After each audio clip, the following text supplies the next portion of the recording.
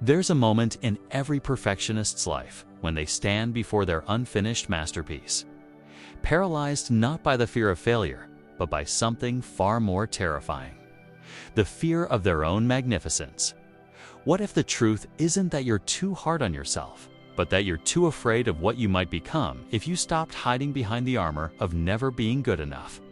Carl Jung once wrote that our deepest fear is not that we are inadequate, but that we are powerful beyond measure. I want to take you on a journey into the shadow of perfectionism, where the real monster isn't your flaws. It's your untapped potential staring back at you in the mirror. Picture this. You're standing at the edge of a creative project, a relationship, a dream that's been whispering your name for months. Your fingers hover over the keyboard. Your heart races with possibility. And then, like a trusted friend, perfectionism arrives. It wraps its familiar arms around you and whispers, "Not yet. You're not ready. It needs to be better." But what if perfectionism isn't protection? What if it's a prison you've built so carefully, so beautifully, that you've forgotten you hold the keys? The perfectionist believes they're pursuing excellence, but Jung understood something deeper. He saw that beneath our polished facades lies what he called the shadow, the parts of ourselves we've deemed unacceptable, including our raw, unfiltered power.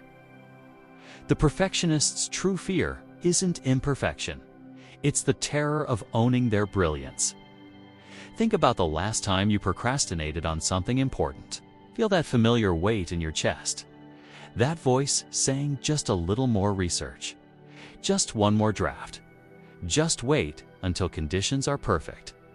Notice how that voice sounds less like wisdom and more like a frightened child, clinging to the safety of preparation rather than risking the vulnerability of action.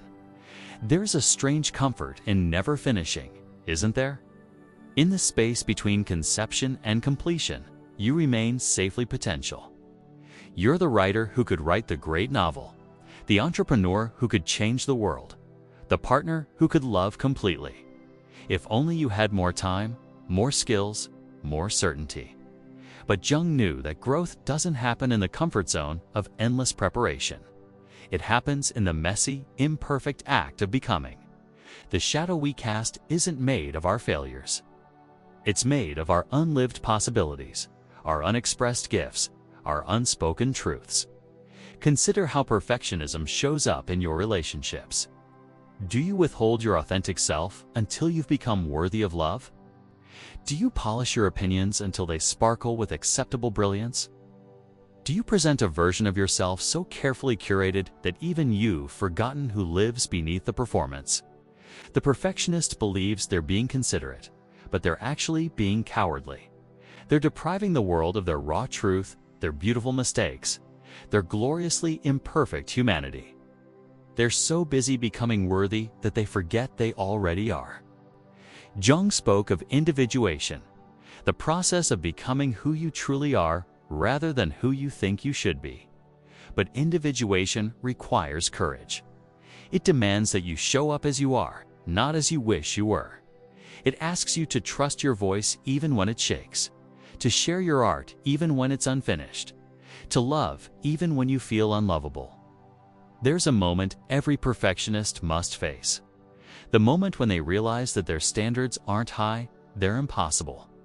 They've created a game they can never win, a mountain they can never climb, a version of themselves they can never become. And in that realization lies both devastation and liberation. What if your perceived flaws aren't bugs in your system, but features of your humanity? What if your sensitivity isn't weakness, but the source of your empathy? What if your intensity isn't too much, but exactly what the world needs? What if you've been trying to fix what was never broken? The shadow work Jung spoke of isn't about battling your darkness. It's about integrating it. It's about recognizing that your power and your vulnerability are not opposites, but dance partners. Your strength doesn't exist despite your imperfections. It exists because of them. Think of the people who've changed your life. Were they perfect, or were they courageously, beautifully, messily human?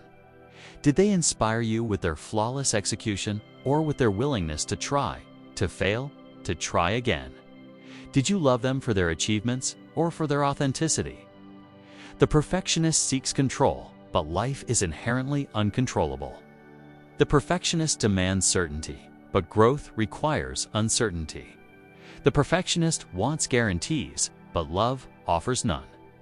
In trying to control the outcome, they sacrifice the experience. In avoiding the risk of failure, they guarantee the failure of never trying. There's a specific kind of suffering that belongs only to the perfectionist. The suffering of the perpetual almost ready, almost good enough, almost worthy, almost brave. They live in the purgatory of preparation, forever rehearsing for a life they never quite begin to live. But buried beneath this suffering is a profound truth. Your perfectionism isn't a character, flaw to be fixed, but a misguided attempt to honor your own potential. You hold yourself to impossible standards because you sense somewhere deep inside that you're capable of impossible things. The question isn't whether you have power. You do. The question is whether you'll claim it or continue to hide from it behind the veil of never being quite ready. Your perfectionism isn't protecting you from judgment. It's protecting you from your own magnitude. Jung believed that what we resist persists. The more you try to perfect yourself before stepping into your power, the more elusive that perfection becomes. The more you polish your gifts before sharing them, the more they lose their essential spark. The more you rehearse your authenticity, the more artificial it becomes. There's something beautiful about things that bear the marks of their making. The potter's thumb print on the clay, the author's voice breaking through the perfect prose, the lover's vulnerability shining through their strength. These imperfections aren't flaws, they're signatures. They're proof that something real happened here, that a human being dared to create, to love, to try. Your power doesn't require your permission to exist. It exists whether you acknowledge it or not, whether you use it or not, whether you're ready for it or not. But it does require your courage to express it. It needs you to stop asking if you're good enough and start asking how you can serve with what you have. The perfectionist believes that once they've achieved the perfect version of themselves, they'll be safe from criticism, rejection, failure. But safety was never the point. Growth was. Connection was. Contribution was. The very things perfectionism prevents are the very things that make life worth living. Imagine if you gave yourself permission to be gloriously, courageously, authentically imperfect. Imagine if you trusted that your value doesn't depend on your performance.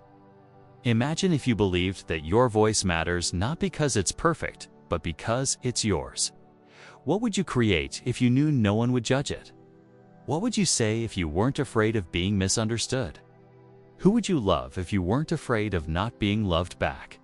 What dreams would you chase if failure wasn't fatal? The shadow isn't your enemy, it's your teacher. It holds not only your fears, but your forgotten powers, your disowned strengths, your unexpressed gifts. The parts of yourself you've deemed unacceptable might be the very parts the world is waiting for.